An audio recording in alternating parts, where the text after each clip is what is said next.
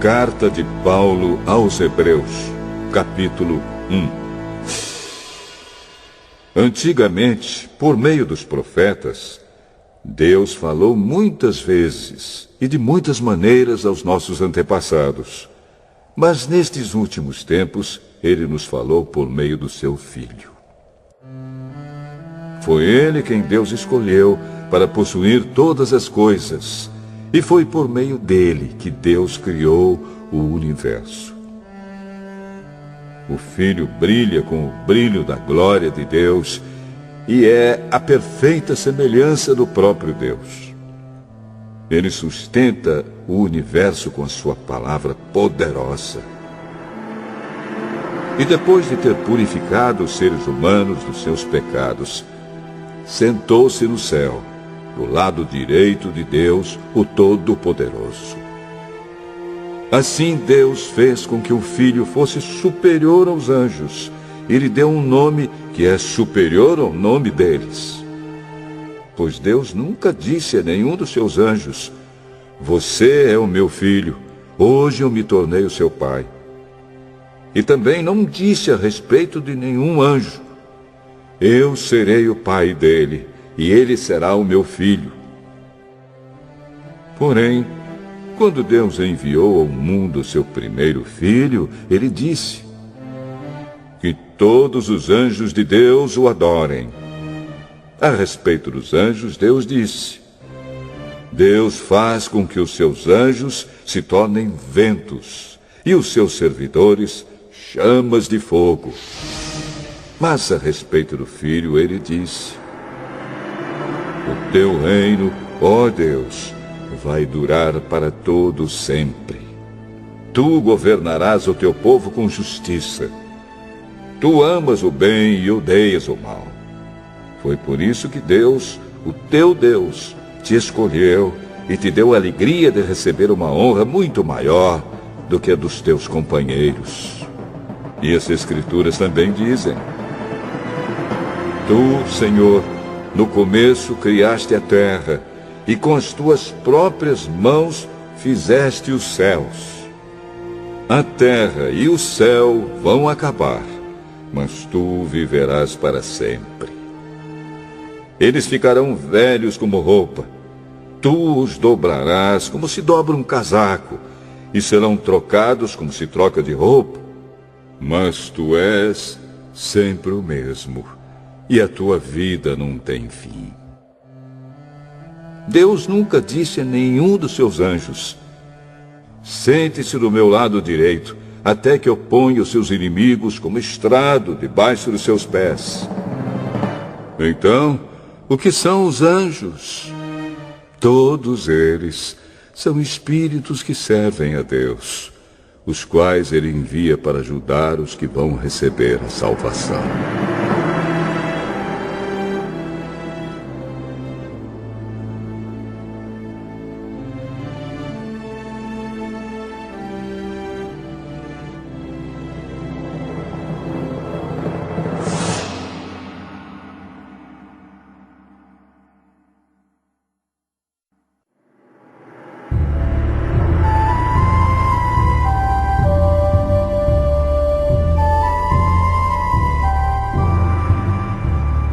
Hebreus, capítulo 2. Por isso devemos prestar mais atenção nas verdades que temos ouvido, para não nos desviarmos delas. Não há dúvida de que a mensagem que foi dada por meio dos anjos é verdadeira. E aqueles que não a seguiram nem foram obedientes a ela, receberam o castigo que mereciam. Sendo assim, como é que nós escaparemos do castigo se desprezarmos uma salvação tão grande? Primeiro, o próprio Senhor Jesus anunciou essa salvação. E depois aqueles que a ouviram nos provaram que ela é verdadeira. Ao mesmo tempo, por meio de sinais de poder, maravilhas e muitos tipos de milagres, Deus confirmou o testemunho deles. E, de acordo com sua vontade, distribuiu também os dons do Espírito Santo. Pois Deus não deu aos anjos o poder de governar o mundo novo que está por vir, o mundo do qual estamos falando. Pelo contrário, em alguma parte das Escrituras Sagradas alguém afirma: que é um simples ser humano, ó Deus, para que penses nele? Que é o ser mortal para que te preocupes com ele? Tu o colocaste por pouco tempo em posição inferior à dos anjos. Tu lhe deste a glória e a honra de um rei e puseste todas as coisas debaixo do domínio dele. Quando se diz que Deus pôs todas as coisas debaixo do domínio dele, isso quer dizer que nada ficou de fora. Porém, não vemos o ser humano governando hoje todas as coisas. Mas nós vemos Jesus fazendo isso. Por um pouco de tempo, ele foi colocado em posição inferior à dos anjos, para que, pela graça de Deus, ele morresse por todas as pessoas. Agora nós o vemos coroado de glória e de honra por causa da morte que ele sofreu. Pois Deus, que cria e sustenta todas as coisas, fez o que era apropriado e tornou Jesus perfeito por meio do sofrimento. Deus fez isso a fim de que muitos, isto é, os seus filhos, tomassem parte na glória de Jesus. Pois é Jesus quem os guia para a salvação.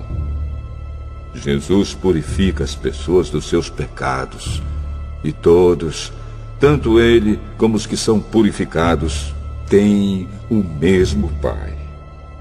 É por isso que Jesus não se envergonha de chamá-los de irmãos. Como ele diz: ó Deus, eu falarei a respeito de ti aos meus irmãos e te louvarei na reunião do povo. Diz também: eu confiarei nele.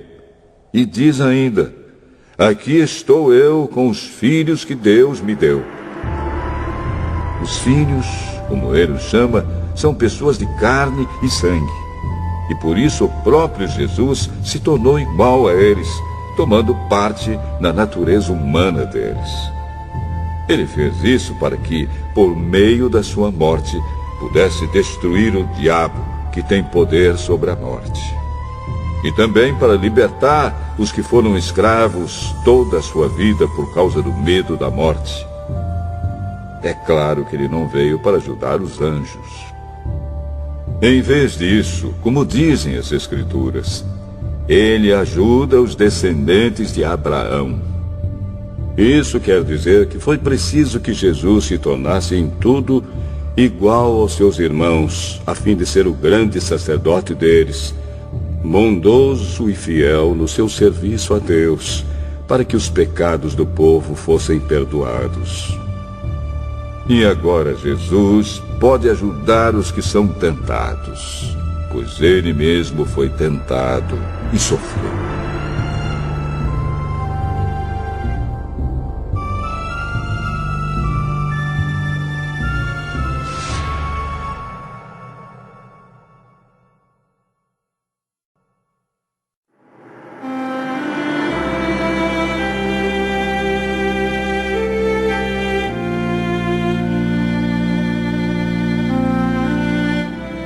Hebreus, capítulo 3.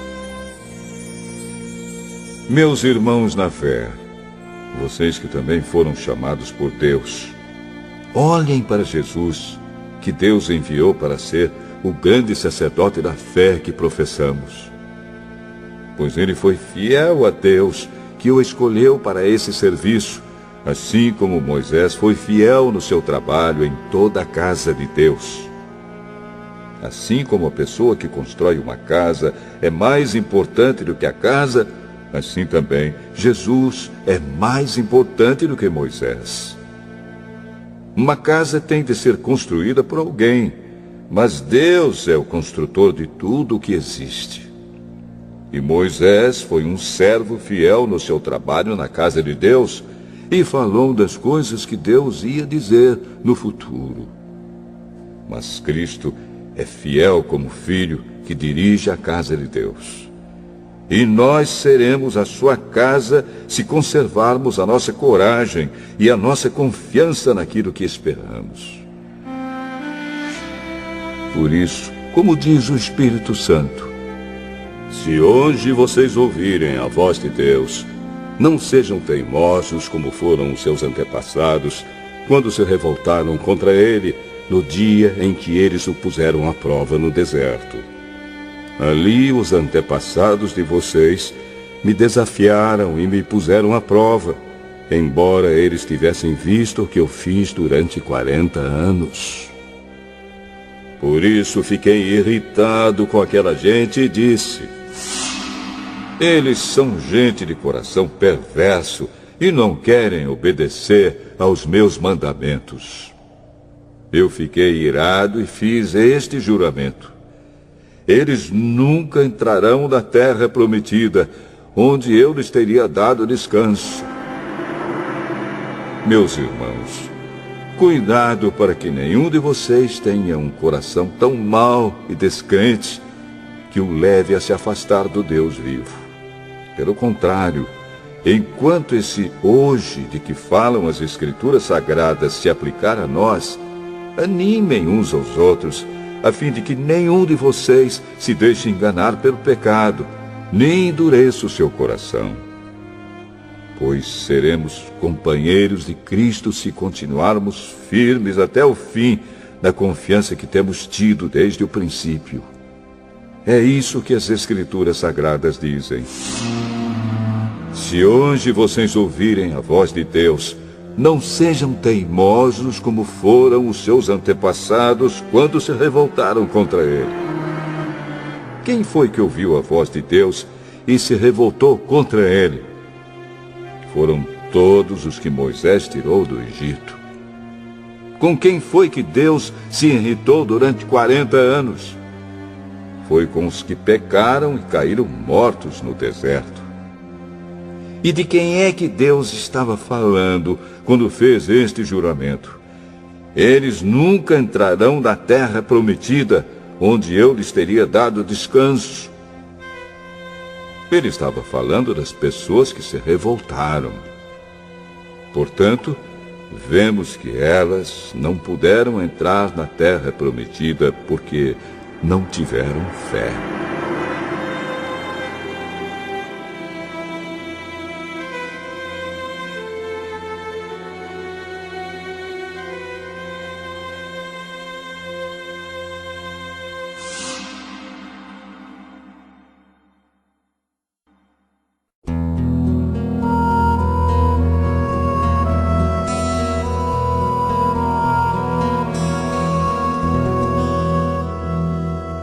Hebreus, capítulo 4. Deus nos deixou a promessa de que podemos receber o descanso de que Ele falou.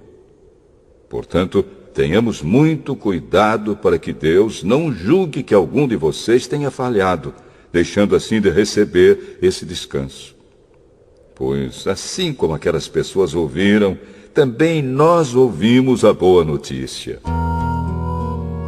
Elas ouviram a mensagem, porém, ela não lhes fez nenhum bem, porque quando a ouviram, não a receberam com fé. Portanto, nós, os que cremos, recebemos o descanso prometido por Deus, como Ele mesmo disse. Eu fiquei irado e fiz este juramento: eles nunca entrarão na terra prometida, onde eu lhes teria dado descanso. Ele disse isso, embora o seu trabalho já estivesse terminado, desde o tempo em que havia criado o mundo. Pois a respeito do sétimo dia está escrito o seguinte em alguma parte das Escrituras Sagradas: no sétimo dia Deus descansou de todo o trabalho que ele havia feito. E o mesmo assunto é repetido: eles nunca entrarão na terra prometida, onde eu lhes teria dado descanso. Aqueles que foram os primeiros a ouvir a boa notícia não tiveram fé e por isso não receberam esse descanso. Portanto, há outros que vão recebê-lo. A prova disso é que Deus marca outro dia chamado hoje. Ele falou disso muitos anos depois, por meio de Davi, no trecho das Escrituras já citado. Se hoje vocês ouvirem a voz de Deus, não sejam teimosos. Se Josué tivesse dado ao povo esse descanso, Deus não teria falado mais tarde a respeito de outro dia. Assim, ainda fica para o povo de Deus um descanso, como o descanso de Deus no 7º dia. Porque quem receber o descanso que Deus prometeu, vai descansar de todos os seus trabalhos, assim como Deus descansou dos trabalhos dele. Portanto, façamos tudo para receber esse descanso. E assim nenhum de nós deixará de recebê-lo, como aconteceu com aquelas pessoas por terem se revoltado. Pois a palavra de Deus é viva e poderosa, e corta mais do que qualquer espada afiada dos dois lados. Ela vai até o lugar mais fundo da alma e do espírito, vai até o íntimo das pessoas e julga os desejos e pensamentos do coração delas. Não há nada que se possa esconder de Deus. Em toda a criação, tudo está descoberto e aberto diante dos seus olhos, e é a Ele que todos nós teremos de prestar contas. Portanto, fiquemos firmes na fé que anunciamos, pois temos um grande sacerdote poderoso, Jesus, o Filho de Deus, o qual entrou na própria presença de Deus. O nosso grande sacerdote não é como aqueles que não são capazes de compreender as nossas fraquezas. Pelo contrário, temos um grande sacerdote que foi tentado do mesmo modo que nós, mas não pecou. Por isso, tenhamos confiança e cheguemos perto do trono divino onde está a graça de Deus. Ali receberemos misericórdia e encontraremos graça sempre que precisarmos de ajuda.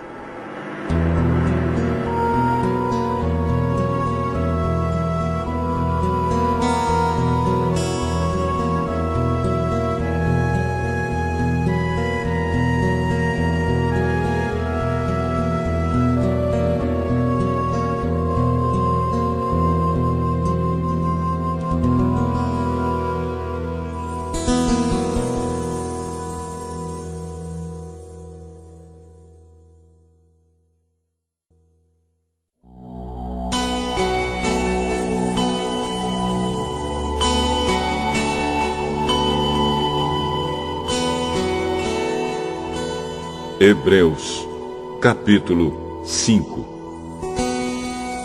Cada grande sacerdote é escolhido entre os homens e nomeado para servir a Deus em favor do povo, apresentando a Deus ofertas e sacrifícios pelos pecados. Como ele próprio tem as suas fraquezas, pode ter paciência com os ignorantes e com os que cometem erros. E porque ele mesmo é fraco, precisa oferecer sacrifícios não somente pelos pecados do povo, mas também pelos seus próprios pecados. Ninguém escolhe para si mesmo a honra de ser grande sacerdote. É somente pela vontade de Deus que um homem é chamado para ser grande sacerdote, como aconteceu com Arão. Assim também Cristo não tomou para si mesmo a honra de ser grande sacerdote. Foi Deus quem lhe deu essa honra, pois lhe disse: "Você é o meu filho. Hoje eu me tornei o seu pai." Em outro lugar das Escrituras Sagradas, ele também disse: "Você será sacerdote para sempre, na ordem do sacerdócio de Melquisedeque." Durante a sua vida aqui na terra, Cristo, em voz alta e com lágrimas, fez orações e súplicas a Deus que o podia salvar da morte. E as suas orações foram atendidas porque ele era dedicado a Deus. Embora fosse o Filho de Deus, ele aprendeu, por meio dos seus sofrimentos, a ser obediente. E depois de ser aperfeiçoado, ele se tornou a fonte da salvação eterna para todos os que lhe obedecem. E Deus o nomeou grande sacerdote na ordem do sacerdócio de Melquisedeque. Temos muito o que dizer a respeito desse assunto. Mas por que vocês custam a entender as coisas? É difícil explicá-las. Depois de tanto tempo, vocês já deviam ser mestres, mas ainda precisam de alguém que lhes ensine as primeiras lições dos ensinamentos de Deus. Em vez de alimento sólido, vocês ainda precisam de leite. E quem precisa de leite ainda é criança e não tem nenhuma experiência para saber o que está certo ou errado. Porém, a comida dos adultos é sólida, pois eles, pela prática, sabem a diferença entre o que é bom e o que é mau.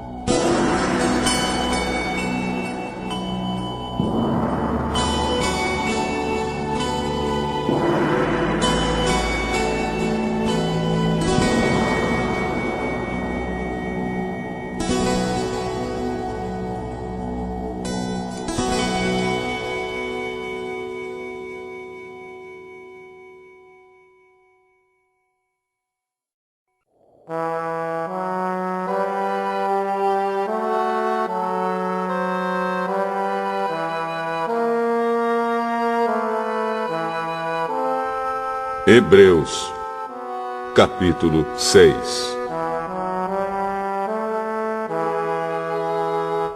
Assim, vamos em frente a fim de chegarmos ao ensinamento de adultos, deixando para trás as primeiras lições da mensagem de Cristo.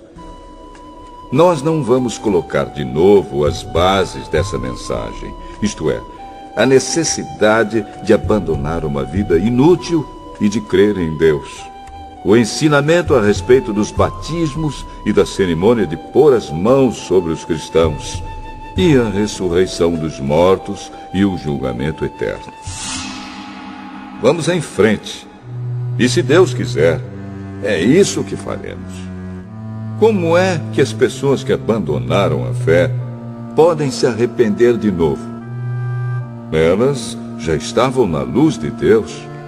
Já haviam experimentado o dom do céu e recebido a sua parte do Espírito Santo. Já haviam conhecido por experiência que a palavra de Deus é boa e tinham experimentado os poderes do mundo que há de vir. Mas depois abandonaram a fé. É impossível levar essas pessoas a se arrependerem de novo, pois estão crucificando outra vez o Filho de Deus e zombando publicamente dele. Deus abençoa a terra que recebe a chuva, a qual muitas vezes cai sobre ela e produz plantas úteis para aqueles que trabalham nela. Mas a terra que produz mato e espinhos não serve para nada. Ela corre o perigo de ser amaldiçoada por Deus e acaba sendo queimada. Porém, ainda que falemos dessa maneira, meus queridos irmãos, estamos certos de que vocês têm as melhores bênçãos que vêm da salvação. Deus não é injusto. Ele não esquece o trabalho que vocês fizeram, nem o amor que lhe mostraram na ajuda que deram e ainda estão dando aos seus irmãos na fé. O nosso profundo desejo é que cada um de vocês continue com entusiasmo até o fim, para que de fato recebam o que esperam. Não queremos que se tornem preguiçosos, mas que sejam como os que creem e têm paciência, para que assim recebam o que Deus prometeu. Deus fez a promessa a Abraão e jurou cumpri-la. E como não havia ninguém maior do que ele mesmo, Deus jurou pelo seu próprio nome. Ele disse a Abraão: Eu prometo que abençoarei você ricamente e lhe darei muitos descendentes. Abraão teve paciência e por isso recebeu o que Deus havia prometido. Quando alguém jura, usa o nome de uma pessoa que é maior do que ele e o juramento acaba com qualquer discussão. Deus quis deixar bem claro aos que iam receber o que ele havia prometido que jamais mudaria sua decisão. Por isso, junto com a promessa, fez o juramento. Portanto, há duas coisas que não podem ser mudadas, e a respeito delas, Deus não pode mentir. E assim nós, que encontramos segurança nele, nos sentimos muito encorajados a nos manter firmes na esperança que nos foi dada. Essa esperança mantém segura e firme a nossa vida, assim como a âncora mantém seguro o barco. Ela passa pela cortina do templo do céu e entra no lugar santíssimo celestial. Foi lá que, para o nosso bem, Jesus entrou antes de nós. E ele se tornou para sempre o grande sacerdote, na ordem do sacerdócio de Melquisedeque.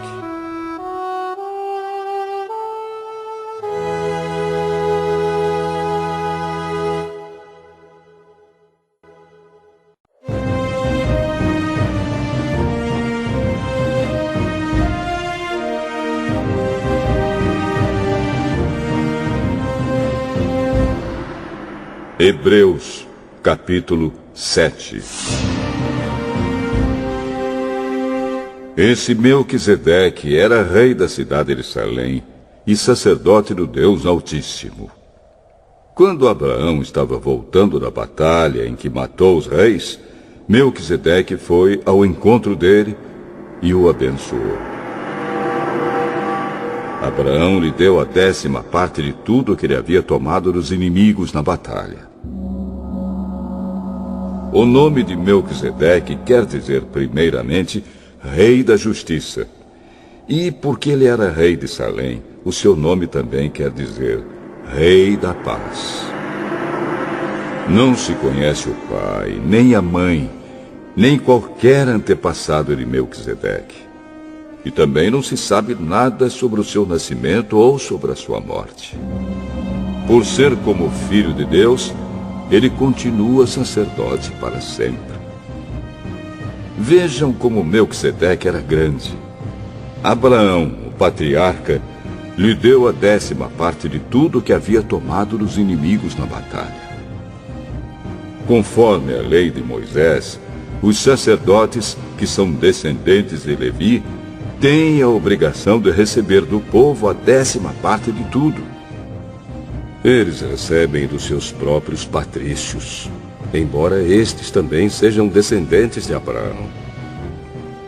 Melquisedeque não era descendente de Levi, mas recebeu a 10ª parte daquilo que Abraão havia tomado na batalha e o abençoou.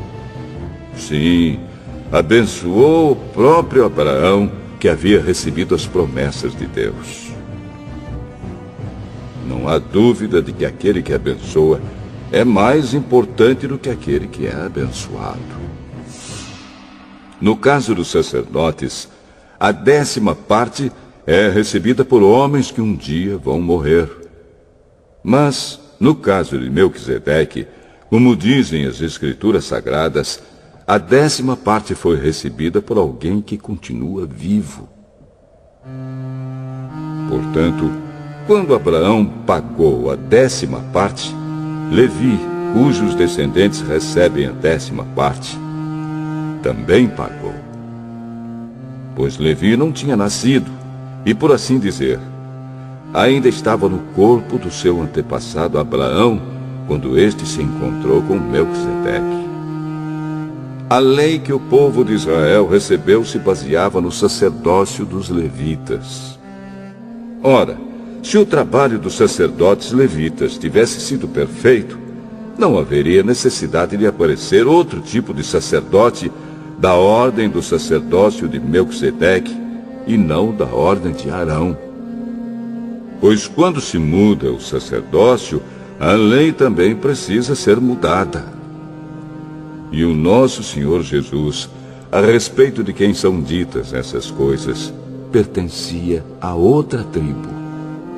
E nenhum membro dessa tribo jamais serviu como sacerdote. É sabido que, por nascimento, Jesus, o nosso Senhor, pertencia à tribo de Judá. E Moisés não disse nada dessa tribo quando falou a respeito de sacerdotes. E tudo isso se torna bem mais claro, pois surgiu um sacerdote diferente, parecido com Melquisedeque. Ele não foi feito sacerdote pelas leis ou regras humanas, porém se tornou sacerdote por meio do poder de uma vida que não tem fim. Porque as Escrituras Sagradas dizem: você será sacerdote para sempre, na ordem do sacerdócio de Melquisedeque. Assim a regra antiga foi anulada, porque era fraca e inútil. Pois a lei não podia aperfeiçoar nada. Mas agora, Deus nos deu uma esperança melhor, por meio da qual chegamos perto dele. Além disso, há o juramento de Deus. Não houve juramento quando os outros se tornaram sacerdotes. Porém, houve juramento quando Jesus se tornou sacerdote, pois Deus lhe disse: o Senhor jurou e não voltará atrás. Ele disse: você será sacerdote para sempre. Portanto, essa diferença também faz com que Jesus seja a garantia de uma aliança melhor. Há ainda outra diferença. Os outros sacerdotes foram muitos porque morriam e não podiam continuar o seu trabalho. Mas Jesus vive para sempre e o seu sacerdócio não passa para ninguém. E por isso ele pode, hoje e sempre, salvar as pessoas que vão a Deus por meio dele, porque Jesus vive para sempre a fim de pedir a Deus em favor delas. Por isso Jesus é o grande sacerdote de que necessitamos. Ele é perfeito e não tem nenhum pecado ou falha. Ele foi separado dos pecadores e elevado acima dos céus. Ele não é como os outros grandes sacerdotes. Não precisa oferecer sacrifícios todos os dias, primeiro pelos seus próprios pecados e depois pelos pecados do povo. Ele ofereceu um sacrifício uma vez por todas, quando se ofereceu a si mesmo. A lei de Moisés escolheu homens que são imperfeitos para serem grandes sacerdotes. Mas, pela promessa feita com juramento, a qual veio depois da lei de Moisés, Deus escolhe o Filho que se tornou perfeito para sempre.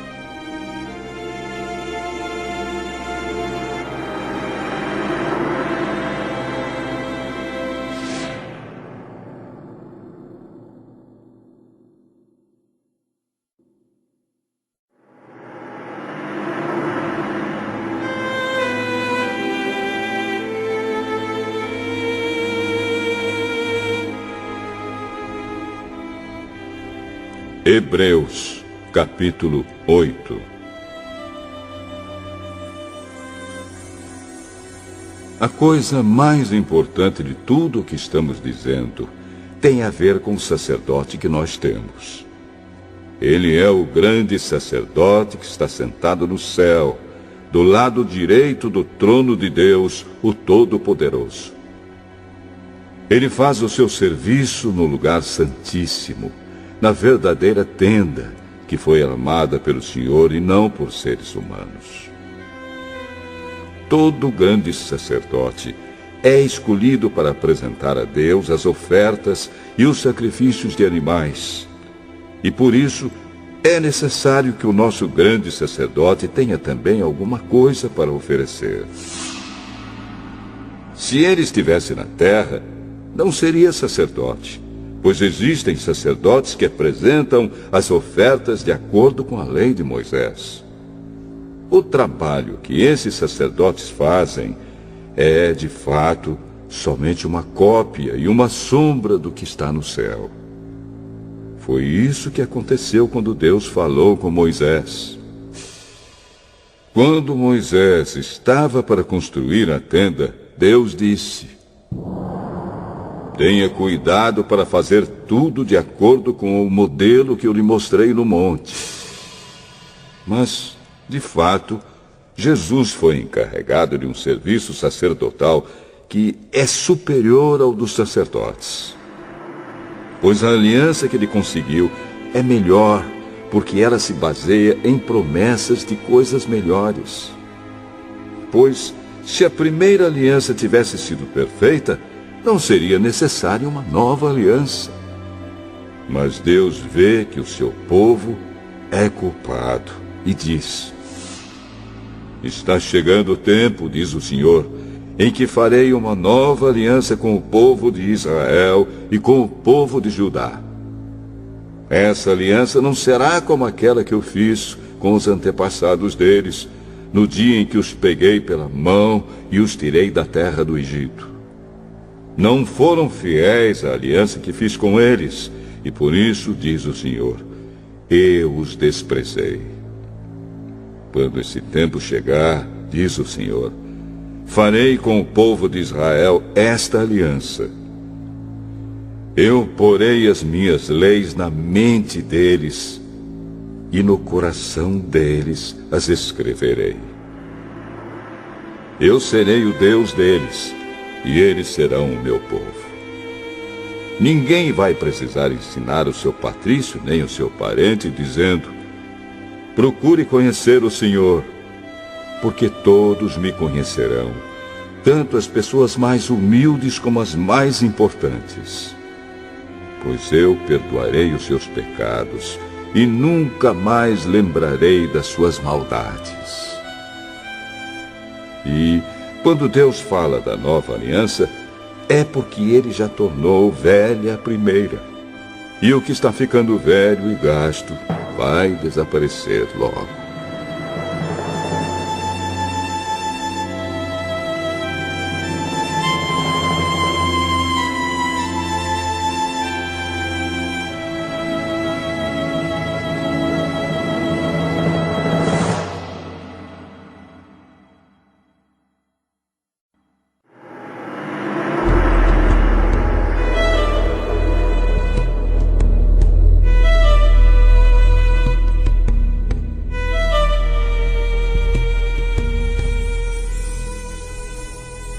Hebreus, capítulo 9.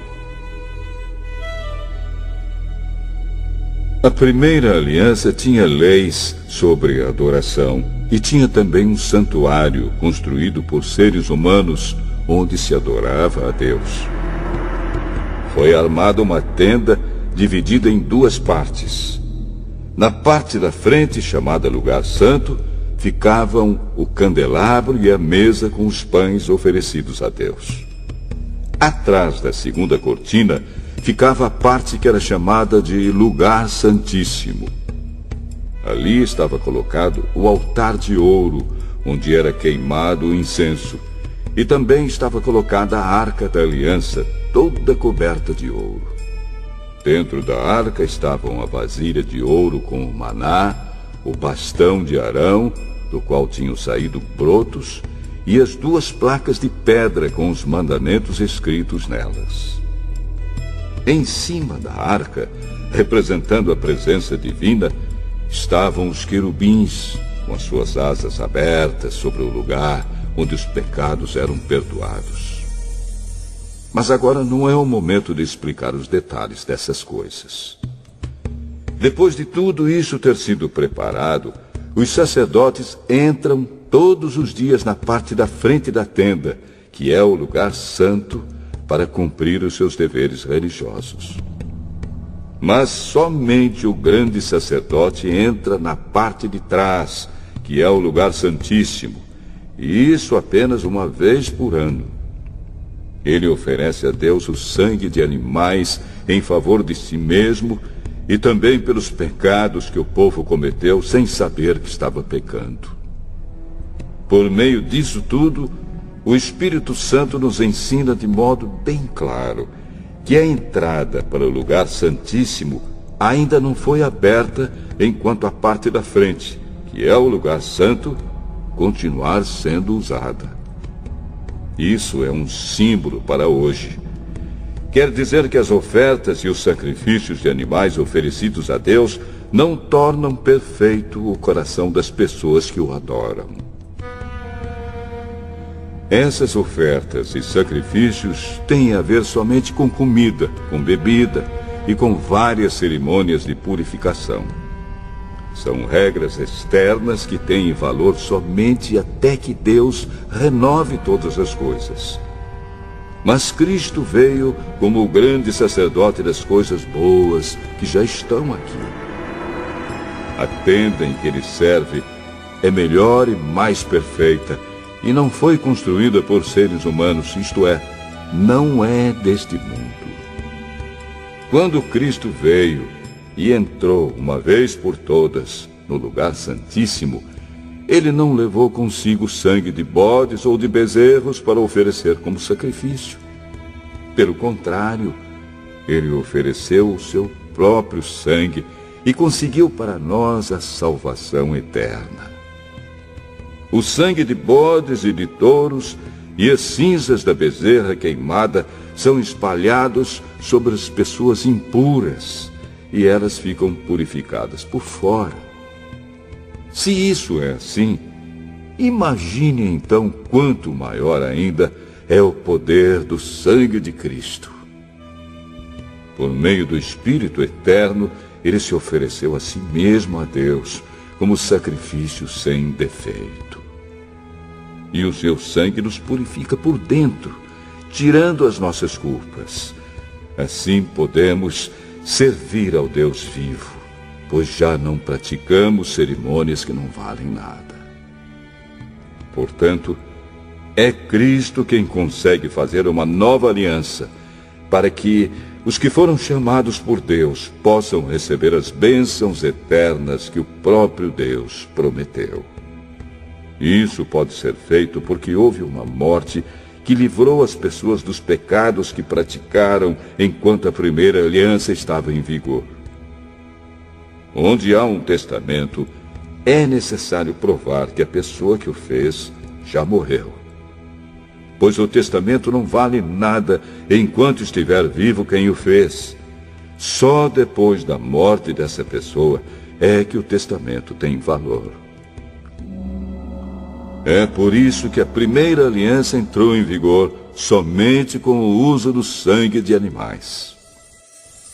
Em primeiro lugar, Moisés anunciou ao povo todos os mandamentos conforme estavam na lei. Depois pegou o sangue dos bezerros e dos bodes, misturou com água e borrifou o livro da lei e todo o povo, usando lã tingida de vermelho e hisopo. Então disse: Este é o sangue que sela a aliança que Deus mandou vocês obedecerem. Da mesma forma, Moisés também borrifou sangue sobre a tenda e sobre todos os objetos usados na adoração. De fato, de acordo com a lei, quase tudo é purificado com sangue. E não havendo derramamento de sangue, não há perdão de pecados. Essas coisas, que eram cópias das realidades celestiais, deviam ser purificadas desse modo. Mas as próprias coisas celestiais exigem sacrifícios bem melhores. Cristo não entrou num lugar santo feito por seres humanos, que é a cópia do verdadeiro lugar. Ele entrou no próprio céu, onde agora aparece na presença de Deus para pedir em nosso favor. O grande sacerdote entra todos os anos no lugar santíssimo, levando consigo o sangue de um animal.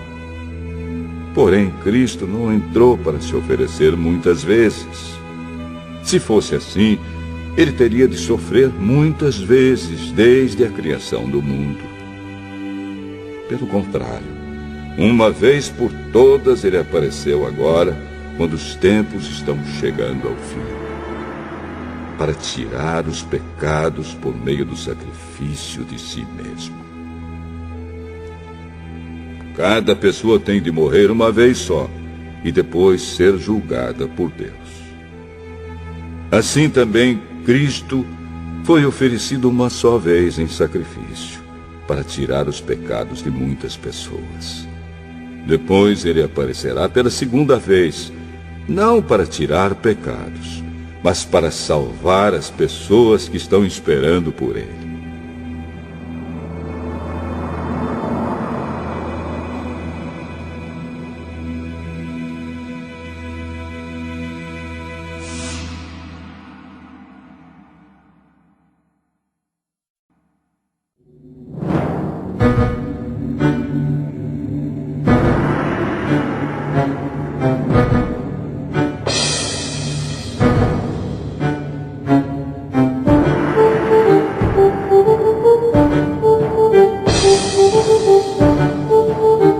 Hebreus, capítulo 10. A lei dada por Moisés não é um modelo completo e fiel das coisas verdadeiras. É apenas uma sombra das coisas boas que estão para vir. Os mesmos sacrifícios são oferecidos sempre, ano após ano.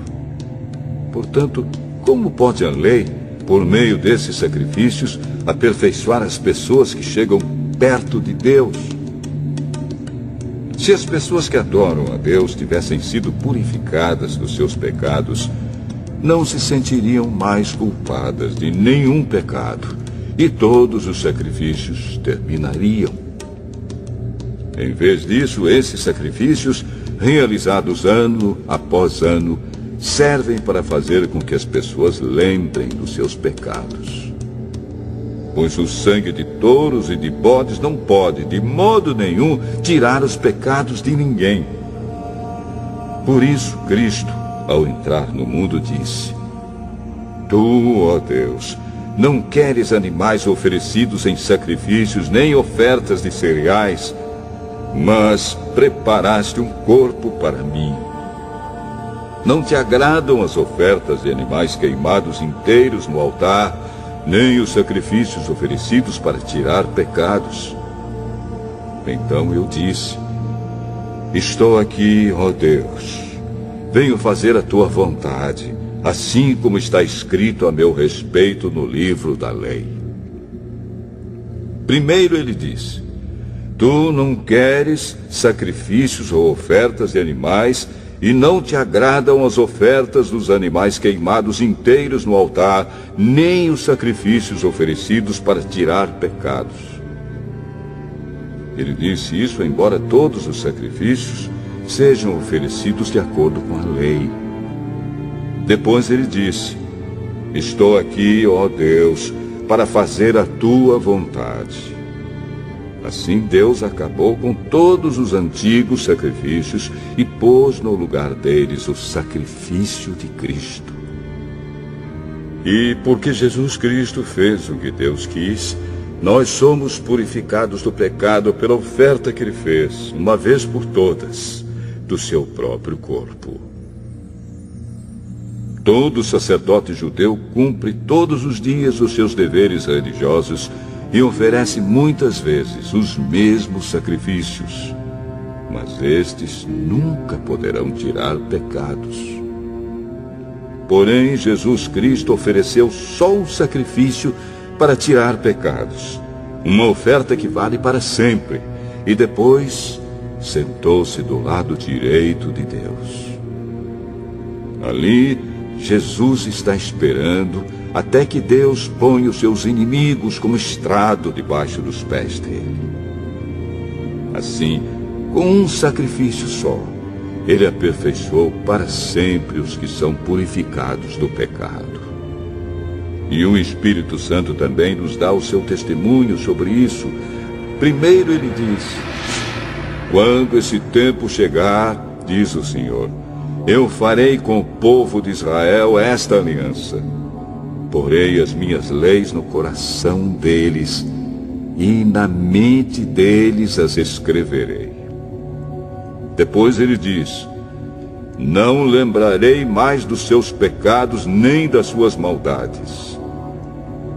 Assim, quando os pecados são perdoados, já não há mais necessidade de oferta para tirá-los. Por isso, irmãos, por causa da morte de Jesus na cruz, nós temos completa liberdade de entrar no lugar santíssimo. Por meio da cortina, isto é, por meio do seu próprio corpo, ele nos abriu um caminho novo e vivo. Nós temos um grande sacerdote para dirigir a casa de Deus. Portanto, cheguemos perto de Deus com um coração sincero e uma fé firme, com a consciência limpa das nossas culpas e com o corpo lavado com a água pura. Guardemos firmemente a esperança da fé que professamos, pois podemos confiar que Deus cumprirá as suas promessas. Pensemos uns nos outros, a fim de ajudarmos todos a terem mais amor e a fazerem o bem. Não abandonemos, como alguns estão fazendo, o costume de assistir às nossas reuniões. Pelo contrário, animemos uns aos outros, e ainda mais agora que vocês veem que o dia está chegando. Pois, se continuarmos a pecar de propósito, depois de conhecer a verdade, já não há mais sacrifício que possa tirar os nossos pecados. Pelo contrário, resta apenas o medo do que acontecerá. Medo do julgamento e do fogo violento que destruirá os que são contra Deus. Quem desobedece à lei de Moisés é condenado sem dó à morte, se for julgado culpado depois de ouvido o testemunho de 2 pessoas, pelo menos. Então, o que será que vai acontecer com os que desprezam o Filho de Deus e consideram como coisa sem valor o sangue da aliança de Deus, que os purificou? E o que acontecerá com quem insulta o Espírito de Deus, que o ama? Imaginem como será pior ainda o castigo que essa pessoa vai merecer. Pois sabemos quem foi que disse, eu me vingarei, eu acertarei contas com eles. E quem também disse, o Senhor julgará o seu povo. Que coisa terrível é cair nas mãos do Deus vivo. Lembrem do que aconteceu no passado. Naqueles dias, depois que a luz de Deus os iluminou, vocês sofreram muitas coisas, mas não foram vencidos na luta. Alguns foram insultados e maltratados publicamente, e em outras ocasiões vocês estavam prontos para tomar parte no sofrimento dos que foram tratados assim. Vocês participaram do sofrimento dos prisioneiros. E quando tudo o que vocês tinham foi tirado, vocês suportaram isso com alegria, porque sabiam que possuíam uma coisa muito melhor, que dura para sempre. Portanto, não percam a coragem, pois ela traz uma grande recompensa. Vocês precisam ter paciência para poder fazer a vontade de Deus e receber o que Ele promete. Pois, como Ele diz nas Escrituras Sagradas, um pouco mais de tempo, um pouco mesmo, e virá aquele que tem de vir. Ele não vai demorar. E todos aqueles que eu aceito terão fé em mim e viverão. Mas, se uma pessoa voltar atrás, eu não ficarei contente com ela. Nós não somos gente que volta atrás e se perde. Pelo contrário, temos fé e somos salvos.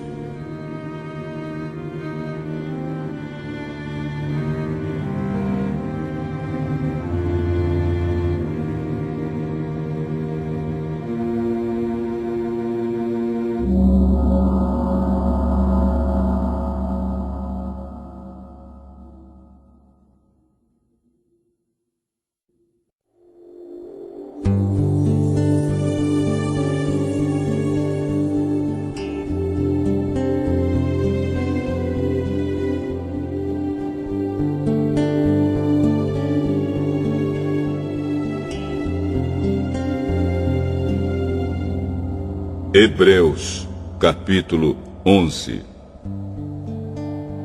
A fé é a certeza de que vamos receber as coisas que esperamos e a prova de que existem coisas que não podemos ver.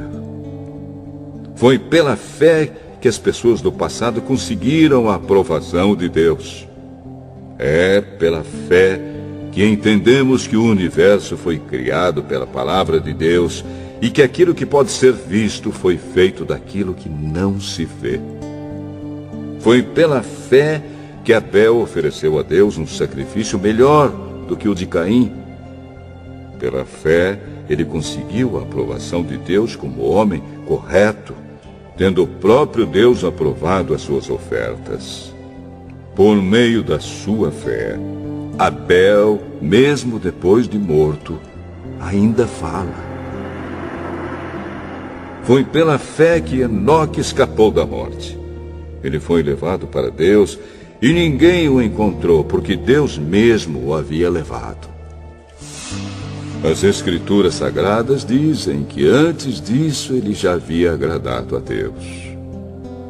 Sem fé, ninguém pode agradar a Deus, porque quem vai a Ele precisa crer que Ele existe e que recompensa os que procuram conhecer o melhor. Foi pela fé que Noé ouviu os avisos de Deus sobre as coisas que iam acontecer e que não podiam ser vistas. Noé obedeceu a Deus e construiu uma barca em que ele e a sua família foram salvos. Assim Noé condenou o mundo e recebeu de Deus a aprovação que vem por meio da fé.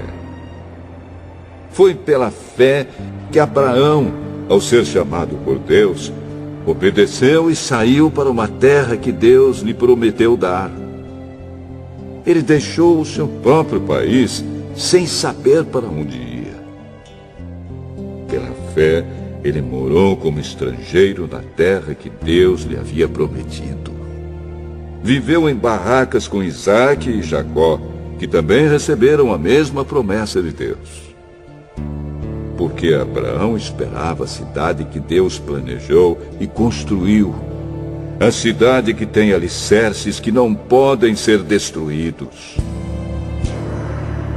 Foi pela fé que Abraão se tornou pai, embora fosse velho demais, e a própria Sara não pudesse mais ter filhos. Ele creu que Deus ia cumprir a sua promessa. Assim, de um só homem, que estava praticamente morto, nasceram tantos descendentes como as estrelas do céu, tão numerosos como os grãos de areia da praia do mar. Todos esses morreram cheios de fé. Não receberam as coisas que Deus tinha prometido, mas as viram de longe e ficaram contentes por causa delas. E declararam que eram estrangeiros e refugiados de passagem por este mundo. E aqueles que dizem isso mostram bem claro que estão procurando uma pátria para si mesmos. Não ficaram pensando em voltar para a terra de onde tinham saído. Se quisessem, teriam a oportunidade de voltar. Mas, pelo contrário, estavam procurando uma pátria melhor, a pátria celestial. E Deus não se envergonha de ser chamado de o Deus deles, porque Ele mesmo preparou uma cidade para eles. Foi pela fé que Abraão, quando Deus o quis pôr à prova, ofereceu seu filho Isaque em sacrifício. Deus tinha prometido muitos descendentes a Abraão, mas mesmo assim ele estava pronto para oferecer o seu único filho em sacrifício. Deus lhe tinha dito: por meio de Isaque é que você terá descendentes. Abraão reconhecia que Deus era capaz de ressuscitar Isaque, e por assim dizer, Abraão tornou a receber da morte o seu filho Isaque. Foi pela fé que Isaque prometeu bênçãos para o futuro a Jacó e a Esaú.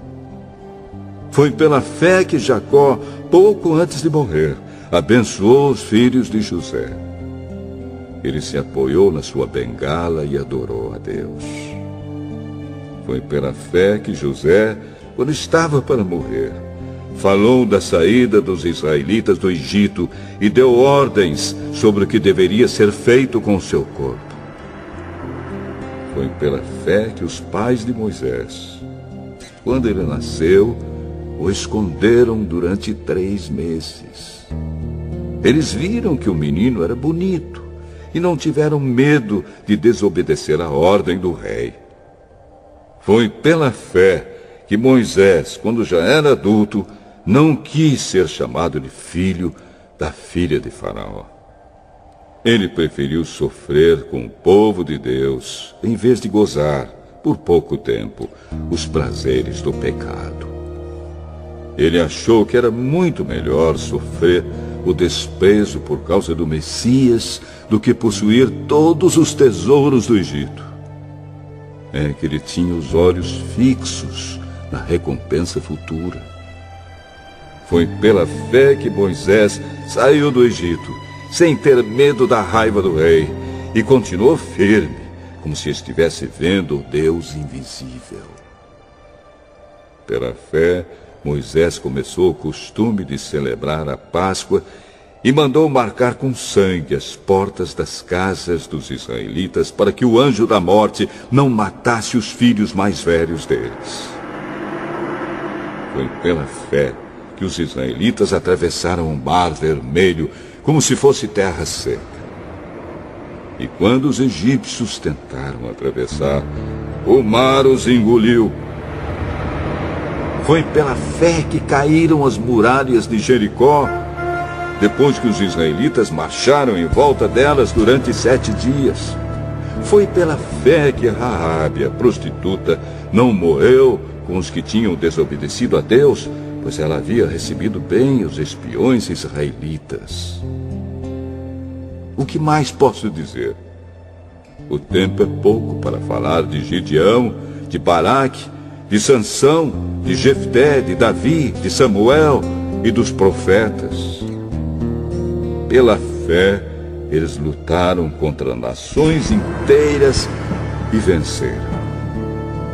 Fizeram o que era correto e receberam o que Deus lhes havia prometido.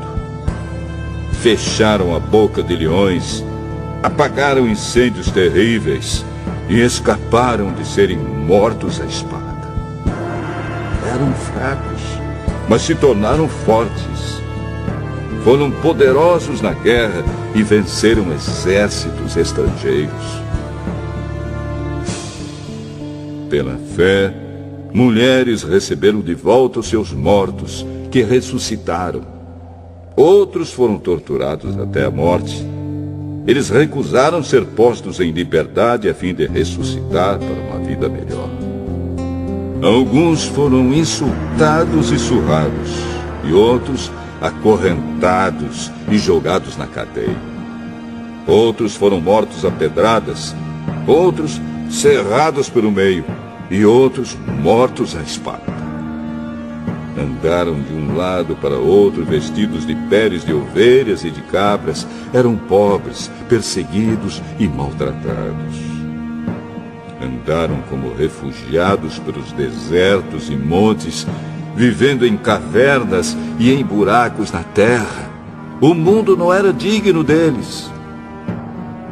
Porque creram, todas essas pessoas foram aprovadas por Deus, mas não receberam o que ele havia prometido. Pois Deus tinha preparado um plano ainda melhor para nós, a fim de que somente conosco elas fossem aperfeiçoadas.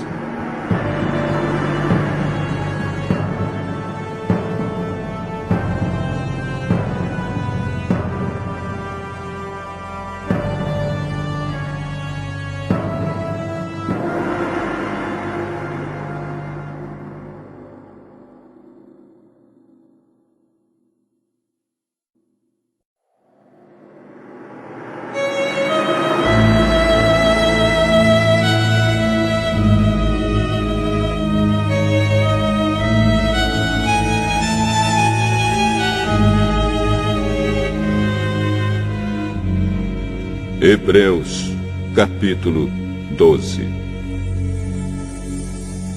Assim, nós temos essa grande multidão de testemunhas ao nosso redor. Portanto, deixemos de lado tudo o que nos atrapalha e o pecado que se agarra firmemente em nós e continuemos a correr sem desanimar a corrida marcada para nós. Conservemos os nossos olhos fixos em Jesus, pois é por meio dele que a nossa fé começa, e é ele quem aperfeiçoa essa fé. Ele não deixou que a cruz fizesse com que ele desistisse. Pelo contrário, por causa da alegria que lhe foi prometida, ele não se importou com a humilhação de morrer na cruz, e agora está sentado do lado direito do trono de Deus. Pensem no sofrimento dele e como suportou com paciência o ódio dos pecadores. Assim vocês não desanimem, nem desistam, porque na luta contra o pecado vocês ainda não tiveram de combater até a morte. Será que vocês já esqueceram as palavras de encorajamento que Deus lhes disse, como se vocês fossem filhos dele?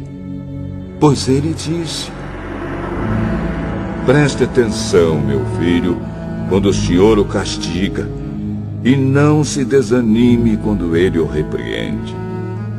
Pois o Senhor corrige quem ele ama e castiga quem ele aceita como filho.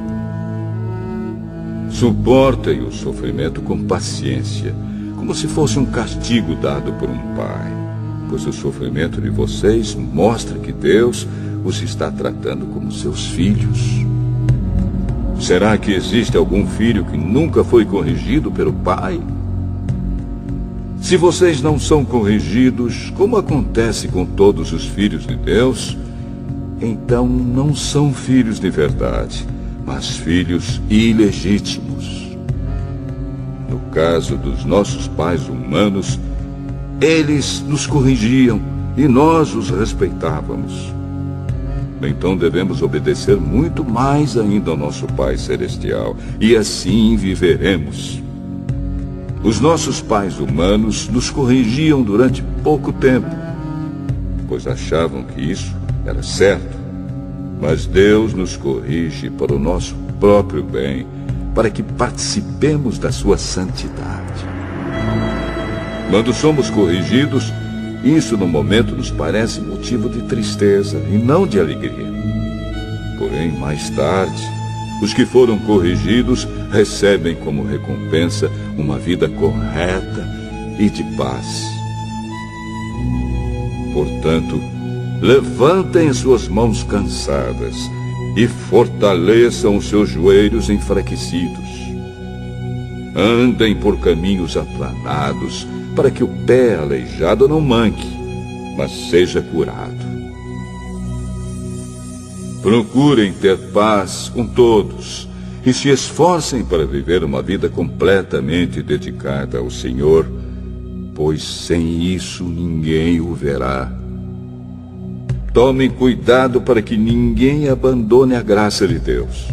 Cuidado para que ninguém se torne como uma planta amarga que cresce e prejudica muita gente com o seu veneno. E tomem cuidado também para que ninguém se torne imoral ou perca o respeito pelas coisas sagradas, como Esaú, que por causa de um prato de comida vendeu seus direitos de filho mais velho. Como vocês sabem, depois ele quis receber a bênção do seu pai, mas foi rejeitado porque não encontrou um modo de mudar o que havia feito, embora procurasse fazer isso até mesmo com lágrimas. Vocês não foram como o povo de Israel. Vocês não chegaram perto de alguma coisa que se pode tocar, como o Monte Sinai com seu fogo destruidor, a escuridão e as trevas, a tempestade, o barulho de trombeta e o som de uma voz. Quando os israelitas ouviram a voz, pediram que ela não dissesse mais nada pois eles não podiam suportar a ordem que dizia: até um animal, se tocar o monte, deverá ser morto a pedradas. O que estavam vendo era tão terrível que Moisés disse: estou tremendo de medo. Pelo contrário, vocês chegaram ao Monte Sião e à cidade do Deus vivo, a Jerusalém celestial com seus milhares de anjos. Vocês chegaram à reunião alegre dos filhos mais velhos de Deus, isto é, daqueles que têm o nome deles escrito no céu. Vocês chegaram até Deus, que é o juiz de todos, e chegaram também aos espíritos dos que são corretos e que foram aperfeiçoados. Vocês chegaram até Jesus, que fez a nova aliança e que borrifou o sangue que fala de coisas muito melhores do que o sangue de Abel. Portanto, tenham cuidado e não recusem ouvir aquele que fala. Aqueles que recusaram ouvir a pessoa que entregou a mensagem divina na terra não puderam escapar.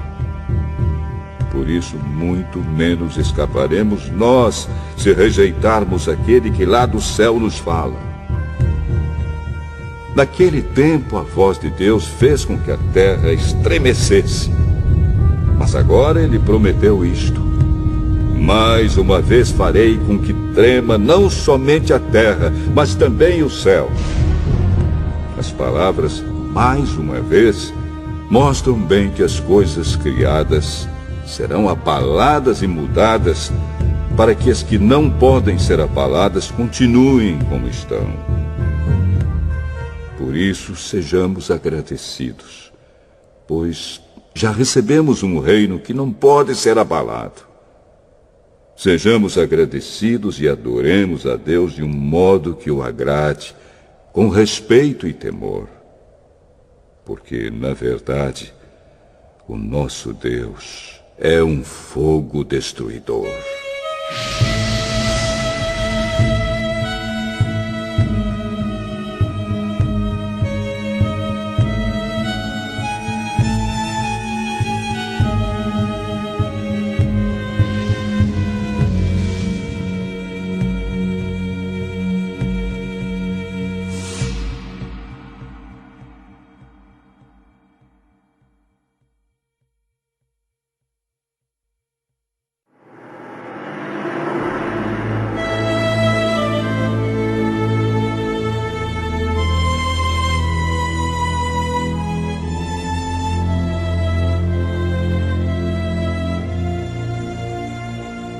Hebreus, capítulo 13.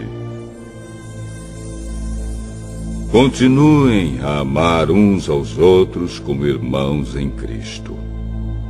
Não deixem de receber bem aqueles que vêm à casa de vocês, pois alguns que foram hospitaleiros receberam anjos sem saber. Lembrem dos presos, como se vocês estivessem na cadeia com eles. Lembrem dos que sofrem, como se vocês estivessem sofrendo com eles. Que o casamento seja respeitado por todos, e que os maridos e as esposas sejam fiéis um ao outro. Deus julgará os imorais e os que cometem adultério. Não se deixem dominar pelo amor ao dinheiro, e fiquem satisfeitos com o que vocês têm, pois Deus diz: eu nunca os deixarei e jamais os abandonarei. Portanto, sejamos corajosos e afirmemos: o Senhor é quem me ajuda e eu não tenho medo. Que mal pode alguém me fazer? Lembrem dos seus primeiros líderes espirituais que anunciaram a mensagem de Deus a vocês. Pensem como eles viveram e morreram e imitem a fé que eles tinham. Jesus Cristo é o mesmo ontem, hoje e sempre. Não se deixem levar por ensinamentos diferentes e estranhos que tiram vocês do caminho certo. É bom sermos espiritualmente fortes por meio da graça de Deus e não por meio da obediência a regras sobre alimentos. Pois os que obedecem a essas regras não têm sido ajudados por elas. Os sacerdotes que servem no templo não têm o direito de comer do sacrifício que é oferecido sobre o nosso altar. O grande sacerdote leva o sangue de animais para dentro do lugar santíssimo, a fim de oferecê-lo como sacrifício pelos pecados. Mas os corpos dos animais são queimados fora do acampamento. Por isso Jesus também morreu fora da cidade de Jerusalém para, com o seu próprio sangue, purificar o povo dos seus pecados. Portanto, vamos para perto de Jesus, fora do acampamento, e soframos a mesma desonra que ele sofreu. Porque neste mundo não temos nenhuma cidade que dure para sempre. Pelo contrário, procuramos a cidade que virá depois. Por isso, por meio de Jesus Cristo, ofereçamos sempre louvor a Deus. Esse louvor é o sacrifício que apresentamos, a oferta que é dada por lábios que confessam a sua fé nele. Não deixem de fazer o bem e de ajudar uns aos outros, pois são esses os sacrifícios que agradam a Deus. Obedeçam aos seus líderes e sigam as suas ordens, pois eles cuidam sempre das necessidades espirituais de vocês, porque sabem que vão prestar contas disso a Deus. Se vocês obedecerem, eles farão o trabalho com alegria. Mas, se vocês não obedecerem, eles trabalharão com tristeza. E isso não ajudará vocês em nada. Continuem a orar por nós. Temos certeza de que a nossa consciência está limpa, pois sempre queremos fazer o que é correto. E peço a vocês, de modo todo especial, que orem para que Deus me mande de volta a vocês o mais depressa possível. Deus ressuscitou nosso Senhor Jesus, que por causa da sua morte na cruz, é o grande pastor do rebanho. E é por meio do sangue de Jesus que a aliança eterna é selada.